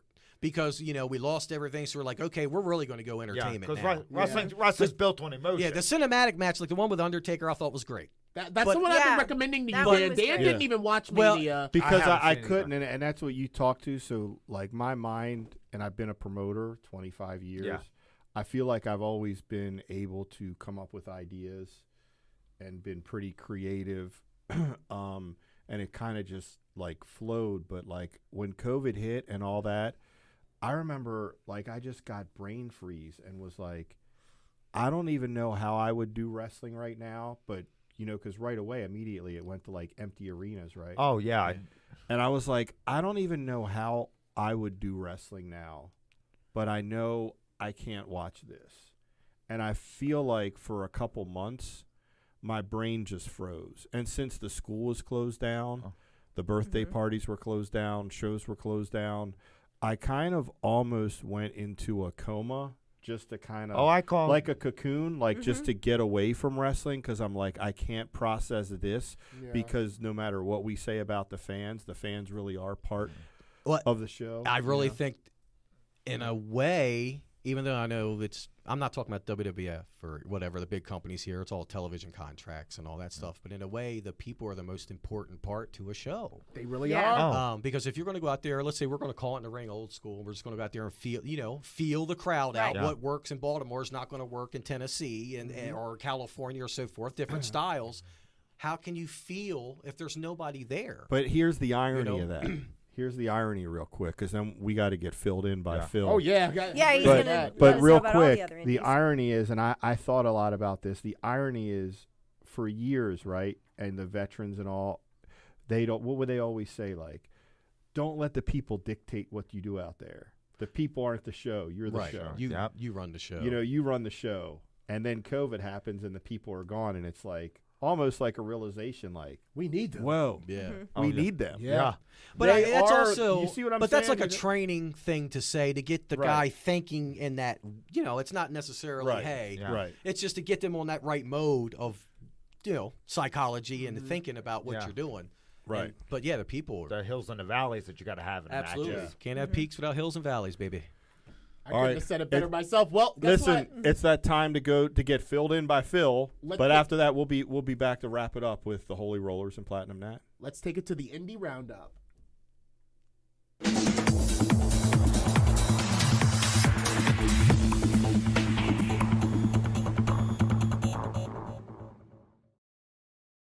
Hey everybody, my name is Phil Stamper. It's time for another Independent Wrestling Roundup. So excited to be with you. I'm tired. I'm still recovering from Mania week, y'all. Tired. But it's okay, lots of action. Let's go ahead and share what's going on with IWTV. Of course, a lot of the things that happened during WrestleMania week last week, you can now see during on IWTV.live this week. Already out, brand new episode of New South Action Clash and a new event from Absolute Intense Wrestling on Wednesday. A brand new episode of Limitless Wrestling's The Road and Paradigm Pro Wrestling's UWFI Contender Series. Then on Friday, a full event from Limitless Wrestling, and on Saturday, an event from H2O Wrestling. Then over on Fight TV, already out this week, a new episode from Ring of Honor. And on Tuesday, a full event from Rocky Mountain Pro. On Wednesday, episodes from WrestleBration and an event from Catalyst Wrestling. And then on Thursday, events from Devotion Championship Wrestling and Atomic Revolutionary Wrestling. Tonight is Ohio Valley Wrestling in Louisville, Kentucky. Then on Thursday, you can see action in Georgia with WWA 4, in Rhode Island with Extreme Wrestling Alliance, out of Tennessee with 127 Pro Wrestling, and out of Utah with Devotion Championship Wrestling. Then on Friday, out of Alabama, we have Pro South Wrestling, out of Florida, Atomic Revolutionary Wrestling, out of Illinois, Chicago Style Wrestling, out of Indiana, EHF, out of Kentucky, Kentucky Elite Pro Wrestling, out of Maine, Limitless Wrestling, out of Massachusetts, Chaotic Wrestling, out of Michigan, Horror Slam and New Breed Pro Wrestling, out of New Jersey, Monster Factory Pro Wrestling, out of Ohio, Future Great Wrestling, out of Oklahoma, Wrestling for a Cause, and out of Tennessee, Resolute Wrestling and Southern Wrestling Federation, and out of Texas, Knucklehead Championship Wrestling and Texoma Pro. Then on Saturday the 17th, out of Alabama, New South Pro Wrestling and Revolt Pro Wrestling. Out of Arizona, Arizona Wrestling Federation. Out of Arkansas, Revolutionary Wrestling Entertainment. Out of California, Fist Combat. Out of Connecticut, Paradise Alley Pro Wrestling. Out of Delaware, 1CW Pro Wrestling. Out of Florida, Destiny Combat Championship Wrestling and World Extreme Wrestling. Out of Georgia, KLT Promotions, Renegade Championship Wrestling, and Viral Pro Wrestling. Out of Illinois, Chicagoland and Guerreros Azteca Wrestling Lucha Libre Boom, all coming together for an event. Out of Indiana, Paradigm Pro and Showcase of Champions. Out of Michigan, Experience Pro Wrestling and Pro Wrestling Havoc, as well as Ultimate Championship Wrestling and UWE Pro Wrestling. Out of Mississippi, Battle Zone Championship Wrestling. Out of Missouri, ICWF Pro Wrestling Entertainment and New Breed Wrestling. Out of New Jersey, Hardcore Hustle Organization, otherwise known as H2O. Also, Titan Championship Wrestling, as well as UWC with 2 events. Out of North Carolina, AIWF Mid-Atlantic, American Lucha Wrestling, and Ring Wars Carolina. Out of Ohio, Ascend Pro Wrestling and Wrestling in Respect. Out of Oklahoma, Wrestling for a Cause. Out of Pennsylvania, East Coast Pro Wrestling and Prospect Pro Wrestling. Out of South Carolina, Battle Zone Wrestling. Also out of South Carolina, Premier Wrestling Experience. Out of Tennessee, Imperial Pro Wrestling, Southern Pride Championship Wrestling, Tennessee All Pro Wrestling, Tennessee Legacy Wrestling, and Tennessee Wrestling Alliance. Out of Texas, Austin Wrestling Revolution. Also, Christian Wrestling Federation, Knucklehead Championship Wrestling, Metroplex Wrestling, Texas Wrestling Federation, and Undisputed Pro Wrestling. Also out of Utah, Devotion Championship Wrestling. Then on Sunday, from Alabama, New South Pro Wrestling. Out of Florida, Deathmatch Metal Fest. Out of Indiana, Asylum Wrestling Revolution. Out of North Carolina, Carolina All-Star Wrestling and First Time Ever. Out of South Carolina, WrestleForce. Out of Tennessee, Revolutionary Wrestling Alliance and School of Morton. And out of Texas, AAPW. A lot of action heading your way. Wow. Last week was exhausting. Mania week, y'all. Mania week. Well, that's been it for the Independent Wrestling Roundup this week. I'll see you all very, very soon.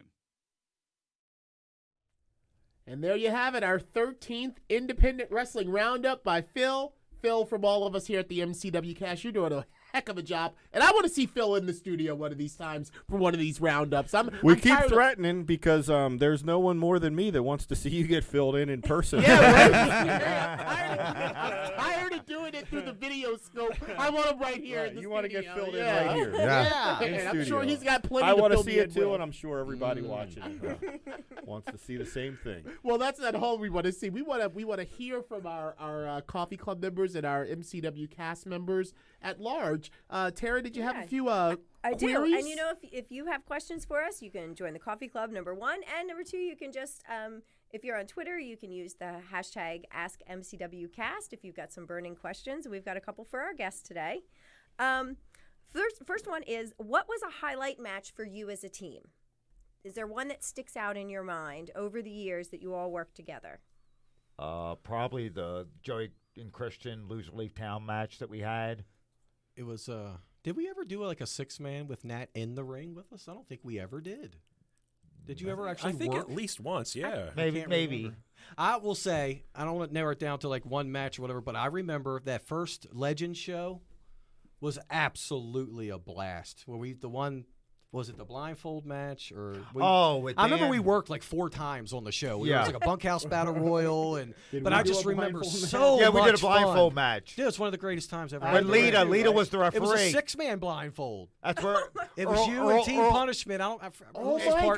gosh, I remember and this. Yeah. Lucifer was our partner. Yep, Lucifer. Yep. Because It was a 6-man. you almost broke You were Lita's with neck again Right. for the When she went second to get time. in the ring, She went to get in the ring and you stepped on on the the rope. ropes and she was sliding underneath I the thought she rope. was going to come in and step in the ring like the women normally do, but Lita did her deal and she ran and did a Slide in baseball and he slide. stepped on And the I bottom had the rope and down. lifted the second And I rope. almost like stomped on her neck as she got in the ring. I was like, Yeah. oh my God, I realized I did it. Your partners were Buzz Stryker and Derek Wayne. Yeah. That's right. That's right, Team Punishment, yeah. It It was a blindfold match. That's Yeah. Dude, right. I remember us sitting down at Bone God, Breakers man, and we were that's the talking fact about that some a of that blindfold stuff- match, and you were like, we're doing it. The We're fact that doing some of the that stuff 6-man doesn't even. blindfold. I remember it now that you're talking Yeah, about once it, you though. remind me about it, it starts to come back. Trigger and I'm like, moments. That's right. Yeah. But I just remember yeah. that whole night. I remember that whole night. Everything Oh, we we did. did. It was so much fun. I just remember it being so much fun. So there was one night I tagged with you guys, and I wasn't supposed to, and it was Bruiser and Jerry Lawler against you two. Okay, And Lawler that's called right. me out. We did the promo at the beginning of the show Where was that at?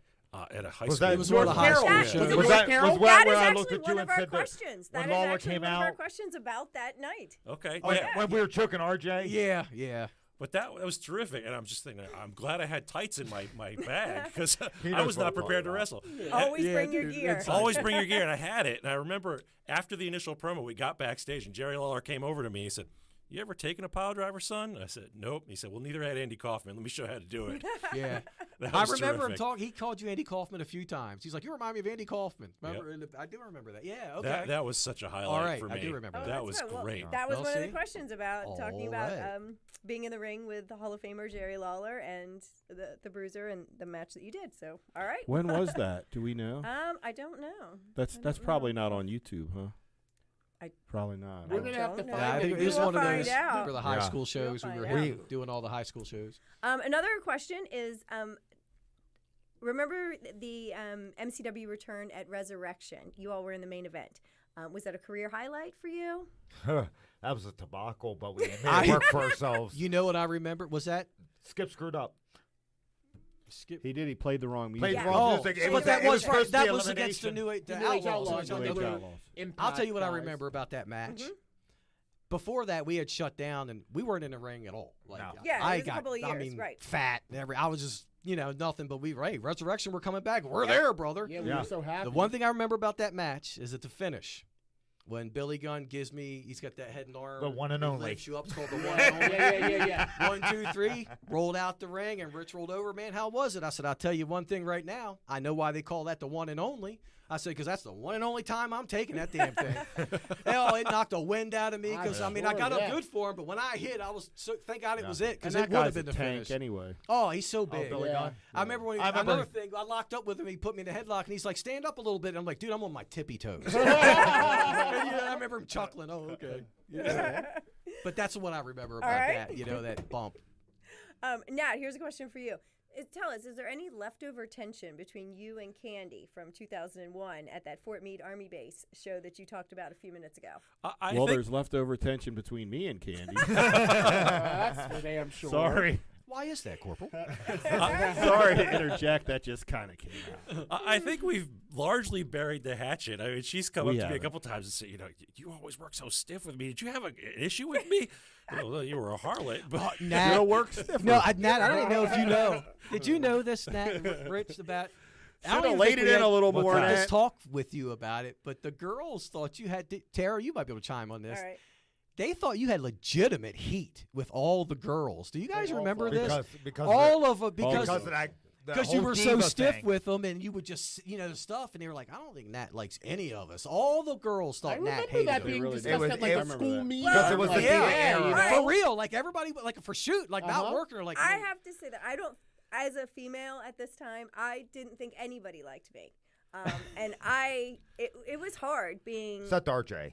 No, he didn't. Oh, he we didn't like didn't even you either? ride to shows together. Are you kidding? Well, No, I wouldn't he- ride with you either because I drove in a vehicle. Oh, Yeah, my God. there's another reason, It Tara, wasn't nobody about rides driving. with you. Okay, no, like we Just didn't even saying. talk about wrestling at home. Like it was a topic we didn't talk about. All we would do is fight. But I remember it was really hard for me. I felt like nobody liked me, and I that's why I like bonded with Candy and Colleen, because we kind of felt like nobody. I don't know. But I you know felt what? Like nobody Back liked then, me. that was kind of your baptism by fire. It was that's how everybody was treated. I was you waiting were for some- treated like an outsider Yes. until you were let in. absolutely I was proved waiting for someone that to you crap were in my in bag. this for the right reasons. Yeah, because So I everybody thought would heal you on purpose, even if Yep. they liked you.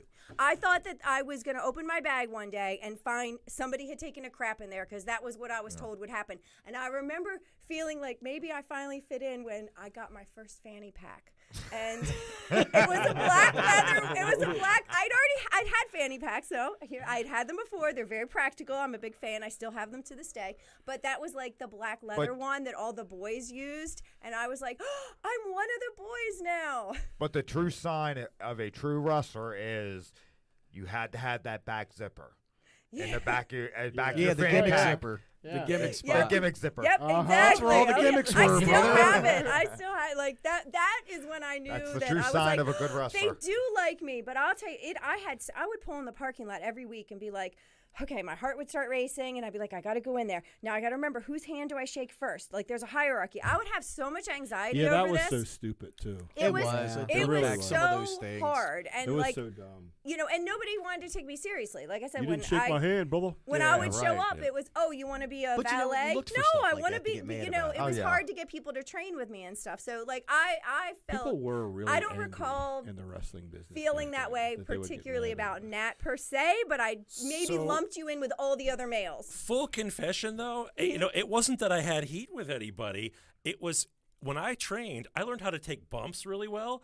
I didn't learn how to work really well. So I laid things in stiff because I just didn't know any Right. better than to do it But that we way. encouraged it, brother. I It remember was those definitely days. We would encourage, For like sure. safe points, Right, forearms right, right. and stuff. I'm not saying bust somebody's teeth out or break their nose, but if you're laying a forearm or anything, a kick, lay it in. There's safe ways of doing it, but Yeah. that was I remember one time Pat Brink, I believe, it was Pat Brink or Billy Redwood, was doing clotheslines on the mat, not even in the ring, and everybody was lining up to take them. And it was a Saturday morning. That We were was down there probably Billy. training. And Yeah. I was like, I got in line with all the guys, and I said, no, I'm taking it. And there were a couple guys that were like, no, you don't have to. And I was like, no, I'm taking it. And I got the wind knocked out of me. I'm But sure I you did. I was like, if no, it was Billy too. I have to do this because I felt that way. Like, I really felt that in order to earn my place, I had to do everything the guys did. I did the chops, on the birthday chops, I mean, no, I but got you know what? busted We, open. me and Rich especially, we loved that because we're still a big mark for women wrestling. I know Oh people know yeah. that. Me and Rich, If we if loved you're it. if And you're I'll never forget when we saw Mickey for the first time, and she was working like a dude. How much heat did we get? We were met- training girls and stuff. They were like, "You're training them like men." We're like, exactly "Exactly." that's the way they should be trained. And I remember so many older like women wrestlers and all. That's going to get them heat, and that's going to they're going to get this and that. I'm like, well, so far the girls that we've helped have been pretty successful. So but that's what they would work like men. And we were just Well, like, that's the way they. I always believed that women should work. You know, I mean, I always believed in like the Japanese style and stuff like that. And I think it's right now. I believe the women are the stars of the business right now. Only thing worth watching on Is Raw the or women. SmackDown are the women. The yeah, women, and that is absolutely. so true. I've said this for the last couple years, and the men need to step up. Yes. Because the women are out there just tearing it down, and they look more. I remember the one thing that we would talk about with the women wrestling. What we didn't like is everything looked weak. Yeah. Not Their anymore. strikes and all that. Remember, just because, even if they were really laying them in, Now the women look tougher than the men, Yeah, and Charlotte that's is the one of the men's fault because they're soft. Come on, man, stop it. And the women have taken over. Yeah. They really have. Right now, And it was interesting because when I came through, it was the whole Divas era, And Right. so you Well, had, women, you they had were bra just and looked at panties as eye matches candy. and things Right. like that. Objects. And also, women were getting put on shows earlier than guys coming through the training center, and so there was that resentment and everything too. And it's like, oh, okay, well you're eye candy, but you haven't really earned your spot here. Like I really felt that. And then when you were looking at what was on TV, the women's division was a joke. It was a mockery. I mean, you had gravy battle royals, Right. things Just- like yeah. that. You know what I mean? Like by it was, design. so it was like, Yeah. but here we were horrible. being trained as, like you said, and I am so appreciative of that, like being trained as the guys were. But then what you saw on TV, the girls weren't doing that at all. So we've had And again, like you say, half of it's not really their fault. They're trying, their passion's there. Yeah. But you can't do what you don't know. And if Right. they're out there telling you to just get naked and hit each other with pillows, Yeah. you know what I mean? I mean, I've had pillow matches. I mean, that's the that's thing. what they would do, you know. On weeknights, I'm training this way, and That's then just one of the we'd things go that's work changed these for the better. lucrative girl shows, which were awesome. But yeah, you did stuff like pillow I matches. I always took an interest because I knew that a good girl wrestler would make it better, make it into the business a lot easier than a greater guy, a guy that was much better, just because the pool's smaller. You know what I mean? And people get caught up in it because you look at the women and you're automatically thinking, they're weak. So I'd rather. So when they actually show that they can work and do some physical stuff, you're just automatically going to go, damn, she's a tough one. It just makes you watch. Indeed. Well, look, we have been talking, and I think we could talk all night long, but We could definitely go a couple more hours. we're going to have to put a tiger or a bow on the tail of this MCW Cast episode. On behalf of all of us here, thank you. Thank you so much for joining Oh my us. God, thank you Thank guys. you. This Well, was we'll a have lot to of have you fun. guys. We'll have you guys back. You know? Yeah, we're That's ready. true. We're not. The cast didn't go anywhere. Season so, 2. Yeah. We're ready for a It was rematch, blast. brother. Let's book it. Yeah, thank Holy you, Roller, thank you. Earl, Rich, Nat. It was good having you in, Earl. It's good seeing Will we you. see you So, May too much 8th at our time. Fan Fest coming up? Will we see you May 8th? Brother, We've got I'm- an I'm- autograph signing with Well, you Matt know me. Cardona. I'm still here with the You'll be production here? team and All everything. right. So Well, we'll be here, and some of our fans will be here. Did you hear that, Tara? Rich called you brother. He said, brother, you are a brother. All right, I'll like the take rest it. of us. Stop calling me brother. Thank you. So, all right, very good. It was a blast. This was a fun one. Yes, indeed it was. We'll All see right. y'all next Tuesday at 8 for another edition of the MCW Cast. Make me